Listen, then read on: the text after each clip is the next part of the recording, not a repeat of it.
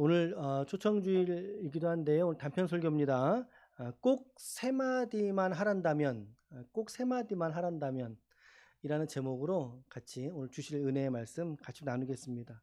제가 어릴 때 저희 어머니께서 먼저 교회를 나가셨어요. 가장 먼저 저희 다섯 식구 중에 저 초등학교 1학년 때인가 2학년 때 정도 됐던 것 같아요. 혹시 만리동이라고 하는 동네 아십니까? 만리동 아세요? 예. 서울역이 있고 서울역 뒤편에 서부역이 있어요. 아셔요? 거기에 공덕동 넘어가는데 만리동인데 제가 거기 살던 중에 어머니께서 먼저 신앙생활을 시작을 하셨어요. 참 이렇게 많은 은혜를 받으셨고 지금도 이제 기억나는 게 뭐냐면 그 당시 저희 집이 이제 80계단이라고 하는 계단 위에 있어요. 밑에서 올라가려면 80개 계단을 이렇게 하고 올라가는 거예요. 이제 어머니께서 여의도 순복음교회를 다니셨는데 이제 순복음교회는 구역예배라고 하는 게 있습니다. 구역예배라고 하는 게 있어요. 항상 이제 구역예배를 우리 집에서 드릴 때가 되면 저는 예배를 드리긴 싫으니까 어린 나이에 뭐 얼마나 좋겠어요. 싫으니까 늘 자리를 비워드렸어요. 예, 이제 동네 오락실을 갔거든요. 우리 뭐 그때 80년대니까 동네 오락실 가서 저는 이제 놀고 어머니는 예배 드리고 보통 한 9시쯤 되면 끝나는데요. 저는 한 10시까지 있던 거죠. 늦게까지 있으니까 저희 어머니가 저를 찾으러 와서는 이걸 그때는 귀때기라고 해야죠. 이 귀때기를 잡고 끌어오시는 거죠. "너 이 녀석 여기서 뭐 하는 거야?" 이러면서. 저는 속으로 생각에 '엄마가 구역 예배 때 은혜를 많이 받으셨을 텐데 이렇게 나한테 이렇게 화를 내시니까' 예, 그쵸? '예배드리면 다 착한 사람 되는 거 아닌가?' 어릴 때는 뭐 그런 생각일 거지 않습니까? 꼭 이게 저를 잡으러 온 저승사자 같은 그런 의미죠. 저희는 어릴 때 어머니가 좀 무서웠고 아버님이 좀 포용적이셨던 것 같아요. 아버지는 초기에는 교회를 못 나가게 하셨고요. 오히려 이제 교회 다녀오시는 구역 예배 드리고 늦게 오시는 어머니를 구박했던 그런 기억이 지금도 납니다. 예. 그러다가 아버님이 전도를 받으신 거죠. 저희 아버님이 다리가 좀 불편하셔요. 이 왼쪽 다리인가? 좀 불편하시고 이제 병을 낫기를 원하는 마음이 크셨던 거죠. 이게 좀 그 당시에 불치병, 좀 고치기 힘든 병이라 하니까 뭐 그 당시에 젊은 시절이니까 저희 아버지도 그때가 이제 30대 후반이나 40대 초반 됐을 텐데 이 병을 낫기 위해서 병원을 이제 교회를 다니시게 됐던 거였어요. 여러분 그 당시에 이제 한 80년대 여의도 순복음교회 하면 여러분들이 너무나 잘 아는 혹시 그 삼박자 구원이라고 들어보셨어요? 삼박자 구원. 어, 어, 사랑하는 자여 너의 영혼이 잘된 같이 너가 범사가 잘되고 너가 강건하기를 내가 기도하느라. 이 말씀이 이제 교회의 모토거든요. 그래서 영과 혼과 육 이것에 있어서의 완전한 회복이 하나님이 주시는 은혜다. 그 중에 하나가 육체의 병남이었던 거예요. 육체의 병남. 질병이 해방된다라는 그 말씀의 복음의 말씀을 듣고 이제 신앙생활을 시작하셨던 거죠. 사실 뭐 병 나음이 좀 큰 이유였는지는 모르겠습니다. 저희 아버님하고 이런 얘기까지 나눠본 적은 별로 없으니까. 근데 너무나 신기하고 감사한 거는 제 기억에도 아버님이 은혜를 많이 받으셨어요. 먼저는 어머니가 은혜를 받아 그렇게 교회를 다니시더니 어머니가 아버지를 전도하셨어요. 청출어람이라 그러죠. 아버님이 이제는 더 막 신앙의 열심을 막 내시는 거예요. 예. 그 열심 속에서 하나님이 복을 주셔서 병도 낫게 되고 할렐루야. 병도 낫게 되고 그러면서 아버님이 은혜를 많이 받으셨는데 받으셔도 너무 받으신 거죠. 그래서 이제 아버님이 밖으로 나가시는 거예요. 이제 지하철로 가시고 명동 성당 앞에 가 보면 이제 불특정 다수를 향해서 전도하시는 분들이 있잖아요. 앞뒤에 팻말도 하시고 스피커 들고 이렇게 그중에 한 분이 저희 아버지셨던 거죠. 이렇게 명동에 가셔서 복음도 전하셨던 게 기억이 납니다. 이런 과정들을 좀 지나가 보면서 제가 중학교 1학년 때 제가 중1 때 아버님이 목회자의 길을 개척을 이제 하신 거예요. 중1 때. 그때 88년도인데 사실 제가 개척할 때에 아버님 개척할 때 나이가 제가 개척할 때 나이하고 거의 비슷했던 것 같아요. 그때 이제 제 나이는 아마 제가 개척할 때쯤에 여기 작은 아이 근서 아마 됐던 것 같습니다. 나이가. 시간이 이제 많이 지났죠. 제가 중1 때 개척을 하셨으니까 그 당시에는 아버님의 어떤 개척에 대한 소명이나 소망이나 바람이나 꿈이나 비전이나 이런 게 있겠어요, 저한테? 없죠. 아버님이 개척하신다니까 같이 함께 이제 예배를 드렸던 거죠. 같이 함께. 그때 드렸던 그 첫 예배를 저는 지금도 정말 잊지 못합니다. 그 처음 드렸던 예배, 처음 드렸던 이 지하실이 평수가 30평 정도가 되는 거야. 30평 정도가. 근데 그중에 한 10평은 지금 이렇게 옆에 구역을 나눠 놓고 이쪽이 사택이었던 거예요. 저기 뒤에 나오는 문이 이렇게 있어요. 20평쯤은 이제 교회로 쓰는 공간이었던 거죠. 첫 예배인데 공사가 한참 진행 중이었어요. 제 아버님이 인테리어를 다 하셨거든요. 하시면서 다 완공되기도 전에 정말 딱 5식구 아버지, 어머니, 아마 지금 오늘 이 설교 이 시간에도 우리 아버님 아마 온라인에 계실 수도 있는데 아버지, 어머니 그리고 이제 이제 여동생, 남동생 이 5식구가 하나님께 예배를 드릴 때죠. 저 중1, 초등학교 6학년, 초등학교 2학년 막내가 5살 차이니까 얼마나 새까말 때였지 않습니까? 새까말 때. 아버님하고 예배를 드리면서 아버님하고 어머니가 얼마나 우셨는지 몰라요. 네, 그 장면이 지금 머릿속에 확 각인이 돼 있어요. 머릿속에. 저는 그 교회 문화 속에서 자랐던 사람이죠. 뭐 교회가 집이었으니까 뭐 교회 문화 속에서 그 교회가 특별하지 않았던 것 같고요. 그때 제 중고등부가 교회가 한 15명 정도. 그 당시의 신앙 경험이 저에게는 상당한 지금까지의 신앙을 살아오는 데 있어서 상당한 밑거름으로 지금도 저에게 좋은 작용을 하고 있습니다. 그때 경험했던 하나님, 그때 만났던 친구들, 동생들 하나같이 지금도 제 신앙의 뿌리 속에 그 친구들이 들어있어요. 어린 나이니까 사실 하나님은 잘 모르고 커가던 중에 아니 뭐 집이 교회니까요 사실은 그런데 집이 교회니까 종교성은 몸에 배어가는 거예요. 종교성은 예배는 이거 다음에 이거야. 이거 다음에 예배는 이렇게 드릴 거야. 다음 순서는 뭐야? 그러면서 자라오다 보니까 하나님을 인격적으로 만난 적이 없는 겁니다.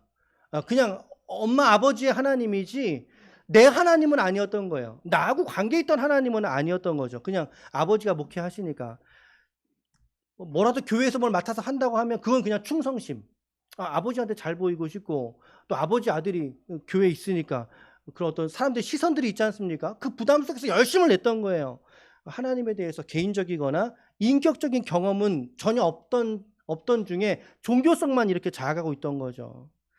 그렇게 생활을 하던 중에 제가 누군가 저에게 하나님을 당신 언제 만났습니까? 라고 딱 물어보면 저는 고등학교 2학년 때라고 말합니다. 고등학교 2학년 때 여름 수련회인데 요새는 좀 수련회 문화가 조금 약하긴 한데요. 저희도 잘할 때는 이렇게 막 연합 수련회 이런 게 있었어요. 교회 몇 군데 모여서 같이 하고. 그때 제가 하나님을 아주 강력하게 만났어요. 하나님이 살아계시고 나를 살게 하시고 삶의 목적을 주시고 오늘 나를 있게 만드신 분이 하나님이시구나. 그때서야 비로소 하나님과 저와의 영적인 스파크가 팍 일어나게 된 거죠. 하나님을 그때 제대로 만나서 부딪히게 된 거죠. 깨지게 된 거죠. 안수를 받으면서 기도를 하고 안수를 받으면서 방언이 터지게 되고 방언을 경험하게 되고 마치 정말 이 세상이 온데간데 없고 나와 하나님만 있는 것 같아. 영적 경험들이 그때 어떤 영적인 스파크를 좀 이런 표현이 좀 불편합니다만 신비 경험 등을 이제 그 나이 또래에 이제 하게 된 거예요. 그러면서 이제 제 자신에게 내가 앞으로 어떻게 살아가야지 되는가? 하나님, 저 그러면 어떻게 살아가야 됩니까? 이렇게 은혜는 크게 주셨는데 하나님, 그럼 저는 어떻게 살아가야 되겠습니까? 라고 고민하던 과정 속에 이제 신학교를 들어가게 된 거죠. 물론 뭐 학문으로서의 신앙을 접하면서 배워가게 됩니다. 군대를 다녀오니까 벌써 23, 4, 이제 6가지 복학을 고민하게 되면서 전 2가지 고민을 했었어요. 뭐 제 아들이 또 드럼 치잖아요. 저도 드럼을 오래 쳤거든요. 그래서 음악인이 될 것인가, 드럼으로 음악인이 될 것인가, 아니면 이 신학을 좀 마무리할 것인가. 그때 제 마음에 깊이 울렸던 음성이 있습니다. 그게 바로 개척에 대한 소망이 제 안에 좀 싹트기 시작을 했어요. 한켠에서는 왠지 저희 아버님 목회를 어떻게 제가 판단하고 저희가 판단하겠어요? 하나님이 받으신 목회지요. 그렇죠? 예. 그러나 또 세상적으로 본다면 못내 이루지 못하신 목회 속에서 아들이 좀 목회를 잘하는 뭐 그런 마음, 한켠에서는 어릴 적 한켠에서는. 그런데 그보다도 또 하나 중요한 기준은 뭐냐면 정말 좋은 교회를, 정말 건강한 교회를 하나님 세워서 하나님께 좀 헌신하고 싶습니다, 드리고 싶습니다 라고 하는 생각을 저는 목회를 배워가는 도중에 계속 해오면서 지금의 이 자리까지 온 것 같아요. 개척이 그냥 맨바닥에 그냥 하는 건 또 아니지 않습니까? 또 가정도 있고 또 기도하면서 이제 부교육자 생활을 시작하게 된 거죠. 아내와 만나서 결혼하고 아이들 낳고 부교육자 생활만 제가 18년 정도를 했습니다. 뭐 5년, 1년 뭐 이렇게 했으니까. 교회에 대해서, 특별히 건강한 교회. 여러분, 건강한 교회의 지표는 뭘까요? 한번 생각해 보세요. 야, 저 교회는 정말 건강한 교회야 라고 말할 수 있는 기준이 한 가지 있다면 여러분들은 뭘 기준 삼으시겠어요?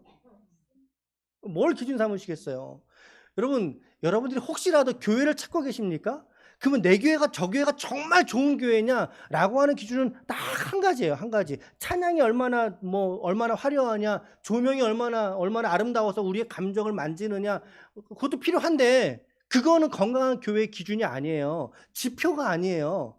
건강한 교회의 기준은 하나님의 말씀인 이 성경을 얼마나 성경답게 해설하느냐, 나눠주고 있느냐, 그 말씀이 있느냐라고 하는 게 좋은 교회의 기준인 줄로 믿습니다.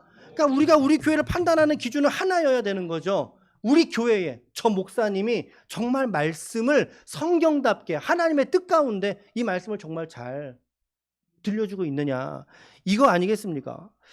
이 생명된 말씀이 능력돼서 각 개인들을 변화시키고, 여러분, 사람과의 관계가 사람을 변화시키는 게 아니더라고요. 사람을 변화시키는 건 내가 할 수 있어요, 없어요? 있어요, 없어요? 할 수 있으면 여러분들 자식들을 바라보면 우리가 알지 않습니까? 우리의 한계성을 알잖아요. 사람은 사람이 변화시키지 못해요. 사람을 변화시키는 건 유일한 한 가지, 그건 하나님의 말씀인 줄로 믿습니다. 변화된 개인들이 이렇게 모여서, 그래서 변화된 개인들이 변화된 공동체를 이루고 이 공동체가 교회 공동체가 되어서 하나님께 드려지는 그런 교회를 꿈꾸게 되는 거죠. 저는 그런 목회를 꿈꾸고 있고 그런 교회를 지금 세워가고 있는 줄로 믿습니다. 옛날에 이런 책이 나왔었어요. 도서 중에 여러분 기억하실는지 모르겠는데, 마케팅에 물든 부족한 교회. 혹시 이런 거 들어보셨어요? 마케팅에 물든 부족한 교회. 이게 뭘 꼬집은 걸까요? 교회가 말씀이 방점이 아니라는 사실이에요. 말씀을 말씀대로 전하는 거에 관심이 없고 마케팅에 물들었다. 마케팅이 뭐예요? 홍보하는 거. 우리 교회 어떻게 하면 더 많이 알릴까? 우리 교회 어떻게 하면 더 많이 우리 교회를 어떻게 하면 더 많이 선전할 수 있을까? 정작 그 선전 속에는 본질은 없어. 하나님의 말씀은 없어요. 그런데 교회만 그냥, 그 교회 화려하게 짓고 크게 짓고, 건물 있는 교회는 전도 안 하죠. 왜? 건물 자체가 전도의 홍보가 되니까. 너무나 교회들이 그거에만 치중되어져 있다는 거예요. 본질은 잃어버린 채로. 그래서 정말 변화된 교회로 우리 오늘 이 작은 교회가, 우리 오늘 기쁨의 교회가 세워지고 또 이렇게 만들어져 간다면 하나님이 얼마나 기뻐하실까요? 네. 오늘 교회를 이렇듯 우리가 그래서 함께 지어져 가고 있는 것입니다. 오늘 제가 제 이야기를 좀 드린 이유는 뭐냐면, 오늘 이 자리에 일단은 저를 있게 하신 거 뿐만 아니라 더 나아가 여러분들을 이 자리에 있게 하신 거, 이것이 바로 하나님께서 하신 일인 줄로 믿습니다. 그걸 여러분들에게 좀 알려드리고 싶은 거예요.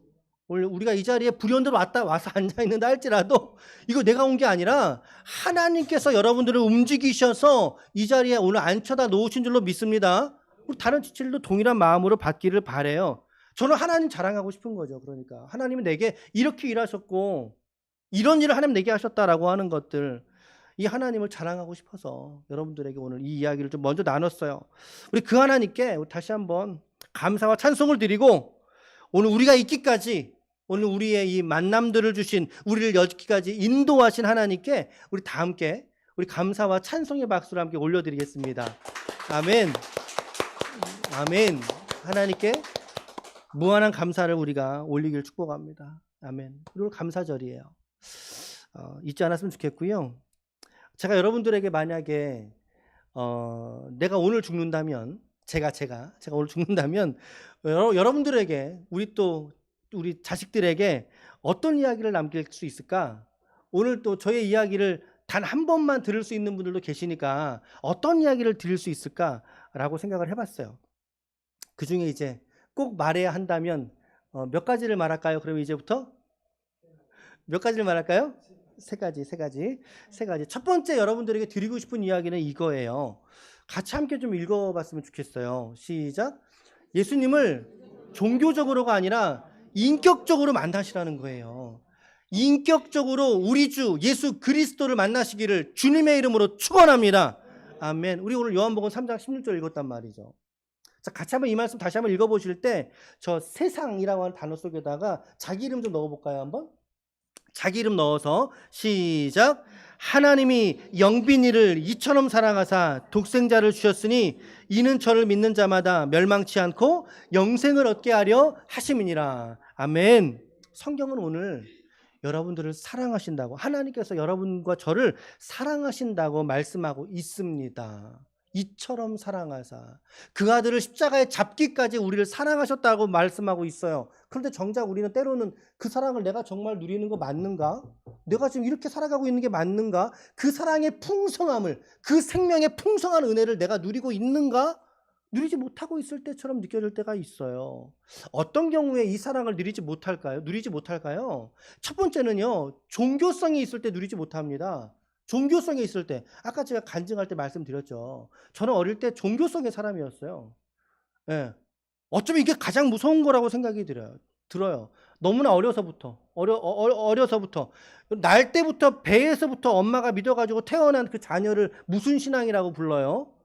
혹시 아세요? 예. 모태신앙. 모태에서부터 신앙을 배워서 나왔던 모태신앙. 그 여러분 다 아시는 유머 있죠? 모태신앙은 교회 안에서 뭐든지 못해요. 그래서 이거 종혁이가 했던 유머인데, 모태신앙은요 너무 아이러니하죠. 교회 신앙생활에서 잘 못해요. 근데 잘해야 되는데 근데 오히려 역설적이죠. 잘 못해요. 그 이유는 딱 하나예요. 딱 꼬집어 한 가지로 말할 수 있어요. 뭐냐면 종교성 때문에 그런 거예요. 자기 안에서 일하신 하나님을 만나지 않고 자기의 부모님, 자기 아버님, 나를 쫓아서 나를 데려간 내 친구, 자신의 종교적인 습관을 따라서 신앙생활을 하는 경우가 너무나 많다는 거죠. 꼭 교회를 나와도 생명이 없어요. 말씀에 대한 영적 반응을 못하기 때문에, 회심해본 경험이 없기 때문에 하나님의 은혜가 뭔지, 십자가가 말하는 것이 무엇인지, 내가 왜 죄인인지, 죄인인 나를 구원하시는 하나님의 방법은 무엇인지, 이게 지식적으로는 알지만 개인 안에서 인격 안에 경험이 안 되는 거예요. 그러니까 종교인으로만 남는 거죠. 교회를 100날 다녀도요, 10년을 다니고 20년을 다녀도 뭐 판단 정죄는 아니지만 가히 그에게는 생명이 없습니다. 그에게는 그리스도의 생명이 없다는 거예요. 그런데 이 종교적 습관이 깨지게 될 이거 아니구나, 나 이렇게 믿어서는 정말 안 되는구나 라고 하는 거 내가 깨닫게 될 때, 그 빈틈 사이로 진리의 빛이 비춰오는 것입니다. 나는 고민 없이 모태신앙이니까 당연히 나는 하나님의 자녀가 될 거야, 하나님 나라 백성이 될 거야. 여러분, 당연이라는 게 어디 있어요? 신앙생활 속에 생각해 보세요. 나는 뱃속에, 어머니 뱃속에서 믿을 때 나왔으니까 나는 당연히, 신앙생활 당연히만큼 무서운 병이 없습니다. 당연히 병. 이 종교성이라고 하는 습관을 깰 때 비로소 하나님께서 오늘 우리에게 생명으로 역사하실 줄로 믿습니다. 진리의 빛을 비추실 줄로 믿습니다. 아멘. 내 안에 있는 종교적 습관, 허울, 껍데기 오늘 다 깨버릴 수 있기를 축복해요. 그럴 때 우리 주님 만날 수 있는 거예요. 그래서 여러분들이 주님을 인격 안에서 이처럼, 두 번째는 뭐냐면 어떤 경우에 또 이 하나님의 사랑을 내가 누리지 못하는 것처럼 느끼느냐. 두 번째는요, 심각한 고통이나 고난이 있을 때예요. 이때도 사실은 예수님을 인격적으로 만나는 거 쉽지 않은 일이죠. 왜냐하면 이미 고통의 무게 때문에 내가 짓눌려 버리기 때문에 그래요. 여러분들 그런 적이 없으십니까? 그래서 우리 사람은 고난이 닥치면요, 고난에 즉시로 내가 반응하는 거에 더 익숙하지, 그 고난 속에서 하나님을 찾고 하나님을 믿고 하나님에 대해서 고민해 볼 시간들이 별로 많이 없어요. 우리가 요새 이제 묵상하고 있는 성경책이 욥기서를 계속 묵상하고 있거든요. 욥기가 말하는 메시지, 중요한 메시지 하나 이겁니다. 인간은 고통 속에 살아갈 수밖에 없다는 걸 말하고 있어요. 아이러니하게도 그걸 웅변하고 있다는 거예요. 우리 모두가 그 고통 속에, 그 아픔 속에 우리가 살아가고 있지 않습니까? 그렇죠? 우리 자녀들도 이제 어리지만 우리 어린 자녀들에게도 다 말하지 못할 고통이 있어요. 우리 여기 막내가 누구죠? 막내가 우리 시우야. 우리 시우에게도, 시우야, 너 인생을 살면서 힘든 적이 있니 없니? 있지요. 그렇죠? 있지요. 그래요. 그래요. 예. 엄청 놀고 싶어해요, 우리 애들. 근데 못 놀잖아요. 얼마나 힘들겠어요. 누나가 때린대, 형이 괴롭힌대. 이 고통들이, 어릴 때 고통들이 나이가 들어가면서요, 이 고통의 카테고리가 달라지는 거예요. 이것만 달라지는 것이지 모든 인생은 고통 속에 살아가고 있지 않습니까?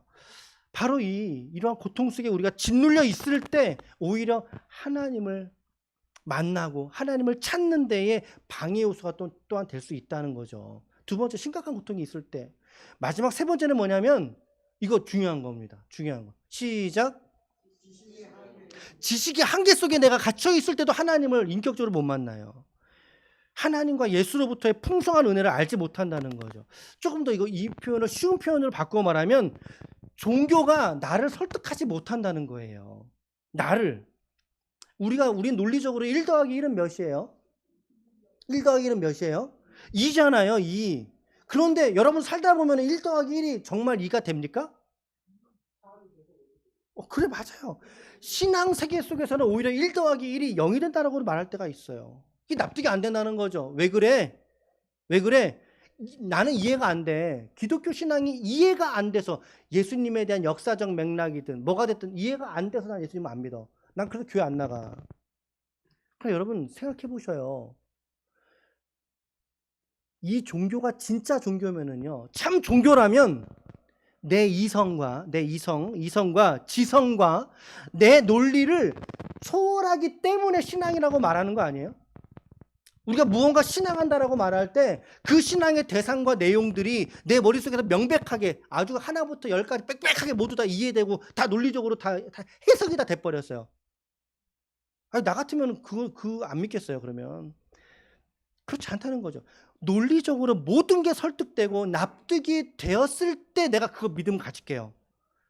근데 이 세상을 살다 보면 이보다 더 납득이 안 되고 설득이 되지 않는 우리의 삶의 모습을 우리가 너무나 많이 자주 보게 된다라는 거예요. 간단하게 예를 하나 들어보면, 지금 우리 중동에서 전쟁 소식 들리고 오고 있죠.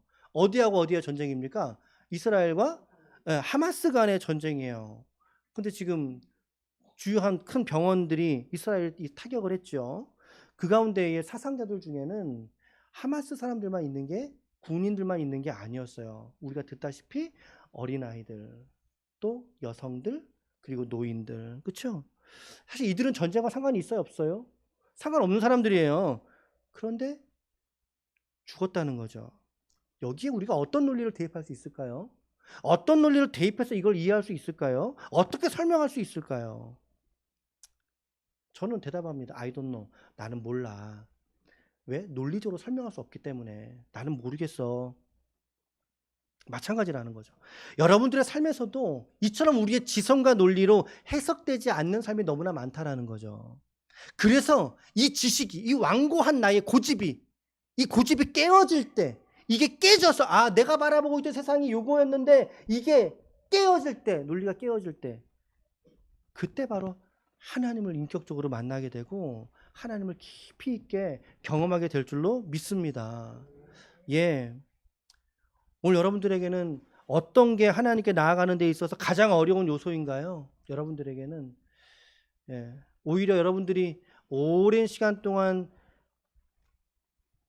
이렇게 타성에 젖어서 교회를 출입하고 계신다면 종교성이 여러분들이 거치는 돌이 될 것이고, 누구는 모태신앙, 누구는 하나님 이 병만 좀 고쳐주시면, 이 사업만 이번에 잘 되게 해주시면, 혹은 하나님 저의 지성을 설득해 주세요. 납득해 주세요. 이 세상을 논리적으로 해석해 주세요. 과연 여러분들은 오늘 어느 자리에서 하나님께 나오지 못하고 계셨느냐라고 하는 말씀을 드리고 싶어요. 여러분, 어느 자리에 여러분들이 계시든지 간에 오늘 여러분들께서 이 막혀진 우리의 답답한 영혼의 문제를 깨어버리시고 예수를 그리스도로 인격적으로 개인적으로 깊이 만나시기를 축원합니다. 이게 저의 첫 번째 유언이에요. 유언. 우리 친다면 첫 번째 유언. 예수님을 인격적으로 깊이 만나셔라. 두 번째로 드리고 싶은 이야기는 이거죠. 예, 서로 우애하시라는 거예요. 서로 우애. 나는 가족 간의 우애 그런 것만을 말한 게 아닙니다. 서로 우애하시라. 베드로후서 1장 7절 말씀에 보면 이런 말씀이 있단 말이죠. 경건의 형제 우애에 사랑을 더하라라고 되어져 있어요. 부모에게는요. 부모가 바라보는 자식들이 부모에게 해주는 가장 귀한 이 효도가 뭘까? 여러분들 경험적으로 어떨 때 자녀들이 제일 좋아요? 혹시 용돈 이렇게 주실 때? 그럴 때 물론 좋지요. 예. 그래도 여러분 생각해 보세요. 용돈을 그래요? 1,000만 원 나에게 준 게 좋은지 아니면 내 자식들이 서로 형동생 우애하면서 사랑하면서 서로 깊이 우애하는 모습을 바라볼 때의 기쁨과 돈 1,000만 원 내가 용돈 받을 때의 기쁨과 여러분들은 어떤 게 더 좋으세요?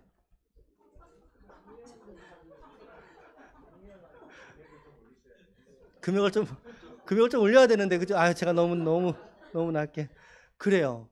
여러분, 예, 설교를 해야 되니까 설교의 맥락대로 여러분 돈 1,000만 원이 귀중한 게 아니에요. 이 귀중한 거 아니에요.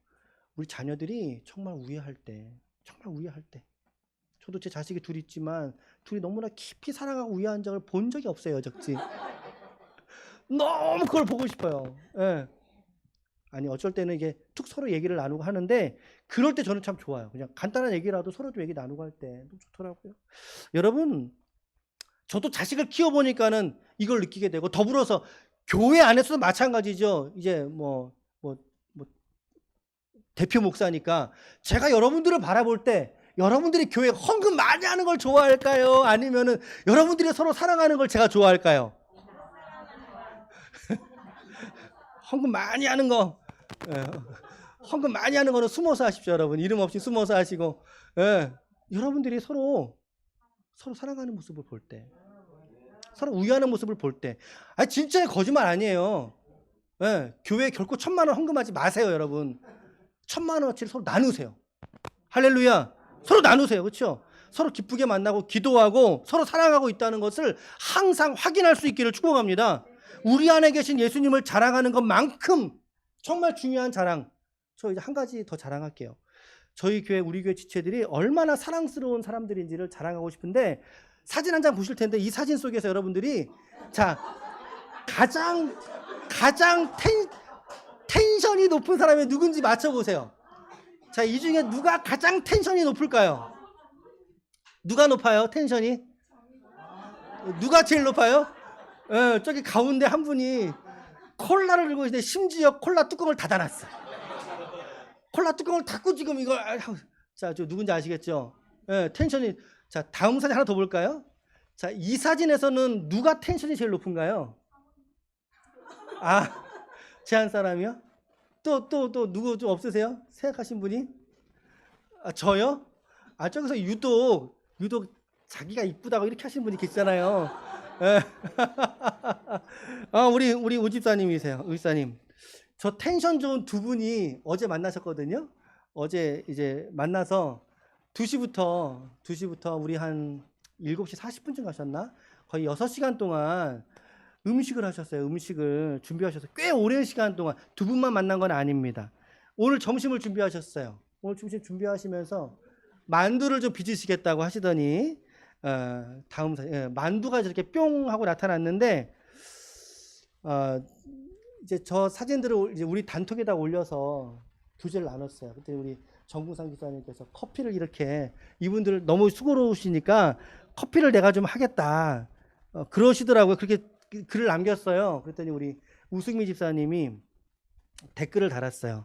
제가 좀 읽어드려 볼게요. 아까 그 둘만 있는 사진을 보시더니 정영우 집사님 초상권 침해인데요. 언제 찍으셨어요? 예. 수고는 팔도 아프신데 시장을 다 봐보시고 정희재 집사님과 야채 손질을 다 해주신 정영우 집사님, 예. 교회 청소 다 하시고 추수감사절 장식과 만두를 너무 많이 빚어서 트라우마가 생길 것 같으신 사모님, 예. 어제 만두 한 3, 400개 하신 것 같은데 그죠? 예. 오늘 정말 맛있게 여러분 드셔줘야 됩니다. 오늘 진짜 맛있게 드셔야 됩니다. 피곤하신 거 다 아는데 안 그런 것처럼 이것저것 묵묵히 만두도 빚으시고 설거지도 척척 해주시고 희재 집사님과 그 많은 만두를 다 쪄서 옮기신 신은영 집사님, 묵은지 한 통 남으셨다고 성도들과 함께 먹고 싶다며 만두 속을 만들어 오셔서 신 집사님과 계속 만두 찌신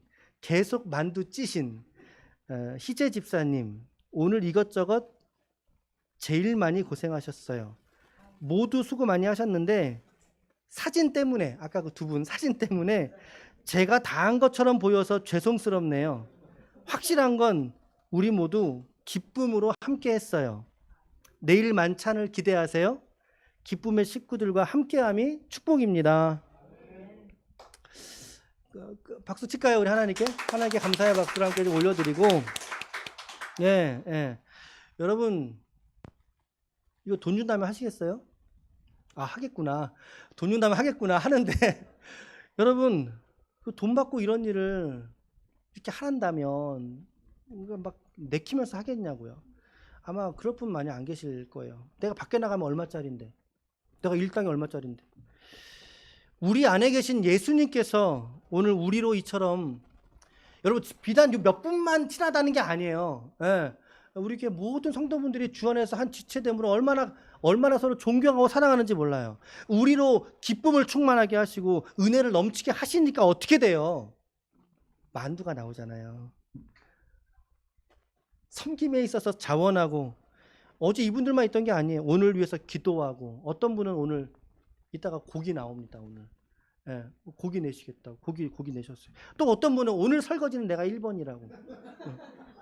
설거지 내 자리 차지하지 말라, 내가 오늘 1번이라고 하시고. 서로 섬기는 이 모습에서 저는 하나님 나라의 우애를 발견하게 된다는 거죠. 오늘 우리 지체들에게, 우리 교회 등록되어 계신 지체들에게 권합니다. 여러분 이 우애를 잃지 마시길 축복합니다. 천국 가는 그날까지, 그죠? 또 더 나아가 오늘 본교회에 등록하지 않으셨으나 이 자리에 함께 계신 우리 지체들에게도 권합니다. 오늘 이 공동체의 이 선한 영향력, 영적인 시너지죠. 영적인 시너지를 이제 우애라고 하는 단어로 제가 설명한 것 뿐이에요. 영적인 시너지를 우리 오늘 오신 분들 함께 누리셨으면 좋겠어요. 함께 누리시길 축복합니다. 간절히 축복합니다. 두 번째고요. 마지막 세 번째는 여러분들에게 이 권면을 드리고 이제 마치려고 그래요. 세 번째는 시작. 누군가 날 위해서 기도하고 좀 잊지 마시라는 거예요, 여러분. 이걸 잊지 말라는 거예요. 이걸 잊지 말라는 거예요. 금요일 날 기도에 마쳤는데 이게 안 가고 여기 집사님 한 분이 쫙 내려가시면 잠깐 기다리라고 하시더라고요. 얼른 나가셨어요. 특송 연습해야 된다고. 특송을. 근데 만두랑 떡볶이 같은 거 사고 왔죠. 아까 사진에 봤던 이거 누가 사신 거, 기도 어떻게 할까요? 그랬더니 우리 이서영 원사님이라고 계셔요. 예, 우리 자매들 특송 준비하시는데 좀 이렇게 좀 먹으면서 하시라고 좀 비용 주고 가셨대요. 지금 베트남 가셨는데 너무나 감사하고, 그때 같이 함께 연습하는 노랫소리를 제가 이 안쪽에서 사모님께 이렇게 들었어요. 누군가 널 위해서 기도하네. 야, 오늘 이 진심이 전해졌으면 좋겠다. 이 진심이 전해졌으면 좋겠다. 정말 누군가 당신을 위해서 기도하고 있습니다라고 하는 이 진심이 전해졌으면 좋겠다. 예. 우리 정희재 집사님은 우석화 좌수경이에요. 네. 오른쪽에는 우리 석화 내 아들, 옆에는 수경이 내 딸, 함께 하나님 앞에 이 예배 드리는 거 꿈꾸고 계셔요. 네. 하나님께서 이루실 줄로 믿습니다. 네. 네. 그 진심이 전해졌으면 좋겠다. 아들에게, 딸에게. 오늘 오신 분들에게 마찬가지죠. 마찬가지로. 참 귀하구나. 예, 여러분 오늘 찬송 들으시면서 누군가 널 위해 기도하네. 박자가 제대로 맞았어요? 맞았다고 주장하는 분들도 계시는군. 화음이 제대로 맞았어요? 그렇죠. 맞았다고 주장하는 분들도 계시는군요. 여러분 화음이 중요한 게 아니라 박자가 중요한 게 아니라 중요한 게 아니라 중심, 그 마음. 오늘 하범희 집사님이 여기서 당신을 위해서 기도합니다. 지금 아버님이 오셨어요. 지금 아버님 같이 오셨어요. 우리 늘 기도하던 분이시지 않습니까? 우리가 주보에 항상 기도하던 분 오셨어요. 우리 하범희 집사님의 진심이 전했으면 좋겠다. 우리 아버님에게. 꼭 여기 이 교회가 아니더라도 그 말이에요. 이 교회가 아니더라도 전했으면 좋겠다.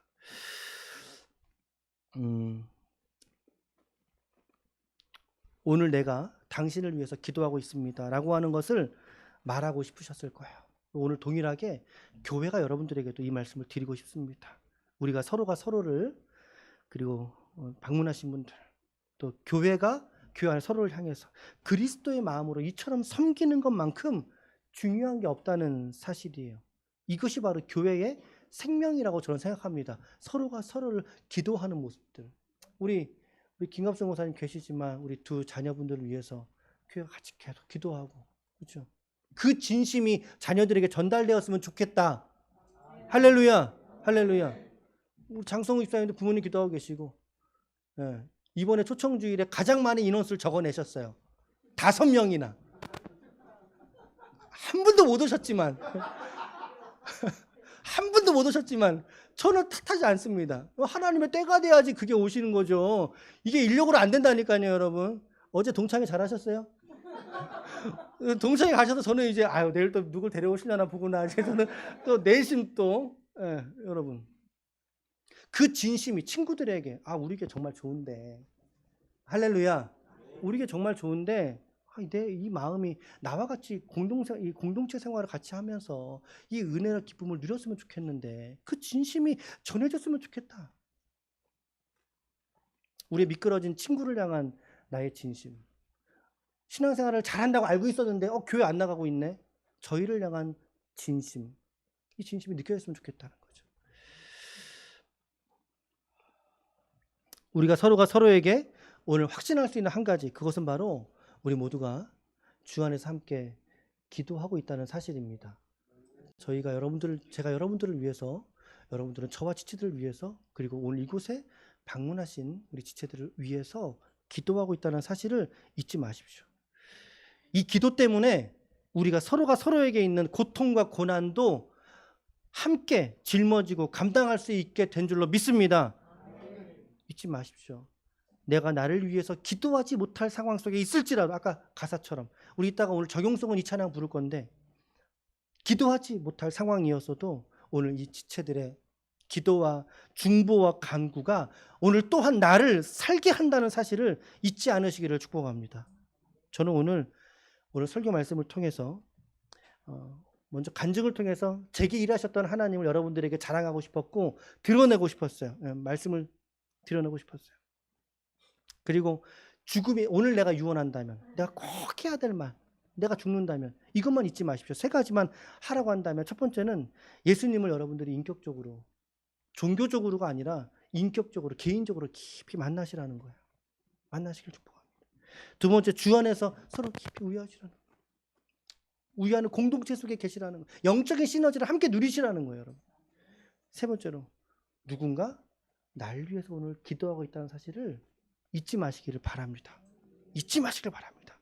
이 교훈을 저와 여러분들이 오늘 믿음으로 받으시게 될 때 여러분들 안에 있는 하나님의 은혜와 평강이 충만하게 넘치게 될 것을 믿습니다. 아무쪼록 여러분들 중에 오늘 누구는 오늘의 이 권면을 단 한 번만 들으실 분들도 있겠으나 오케이, 주님이 하십니다. 그럼 오늘 권면을 통해서 오늘 다시 한번 알게 하신 이것을 잊지 마시고 생명으로 충만한, 그리고 삶의 고통 속에서도 오늘 감사와 찬송으로 이어가시는 하나님의 거룩한 권속들이 우리 모든 기쁨의 가족들 모두가 다 되시기를 예수님의 이름으로 간절히 축원합니다. 아멘. 아멘. 우리 시간에 잠깐 좀